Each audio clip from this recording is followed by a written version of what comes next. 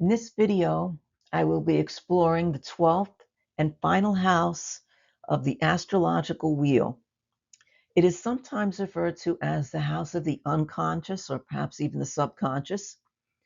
Pisces is a sign that naturally sits on the cusp of the 12th house, and its ruler is the planet Neptune. As the house of the unconscious or the subconscious, it deals with our connection to those deeper hidden parts of our own selves, of our own psyche. It deals with psychological issues and the way we deal with our own psychological issues. And it also deals with our dreams. And in this case, I'm speaking about what the type of dreams we have while we're asleep and our connection to our unconscious or subconscious through those dreams. So the 12th house includes those well-worn patterns in our own psyche. And this also includes the things that block us, the things that are repressed within us, our own shadow side, and things we have trouble facing. It is also the domain of soul growth and evolution. It includes things related to our karma, things we may not be even aware of in regard to this. And this could possibly include past lives, as well as the karma from our own ancestral lines of our families.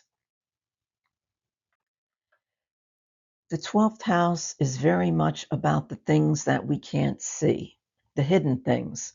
This includes the unseen and hidden realms, the spiritual realms.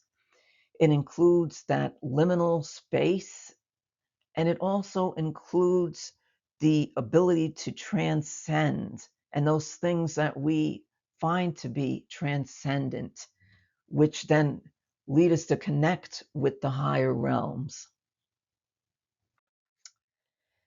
So the 12th house then becomes a domain of spirituality, mysticism, spiritual awakening, and enlightenment.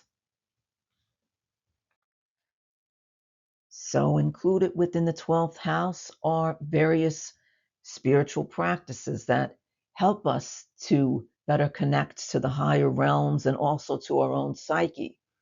And these include the practices of meditation, mindfulness, and introspection. It also includes our intuitive or any type of psychic abilities that we may possess. The 12th house also includes any places that we may go to come apart from the world at large for a period of time. These include retreats, going on retreat centers, or in our own personal lives, taking part in solitude. This also includes monastic life, but this also includes self-reflection and any form of seclusion. The 12th house includes anything that we may do when our own emotional life or just dealing with the world in general becomes somewhat too much for us. So this includes any and all forms of escapism. Now, there can be good escapism because that can be healthy. We need time apart when things become too much. So this can be include like things such as watching movies or just, even gaming. But it's when it becomes an addiction that it becomes unhealthy. So this also is a domain of any and all forms of addiction, and this includes any form of substance abuse. So using some form of substance to not deal with things. In general, the 12th house is anything that is hidden. Those things that we want to keep hidden. Perhaps people have skeletons in their closet, or just things they want to keep secret, just keep to themselves.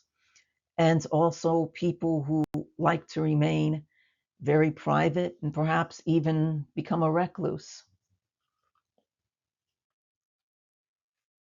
The 12th house is also the domain of things such as loss, disasters, one's own self undoing, and various forms of confinement.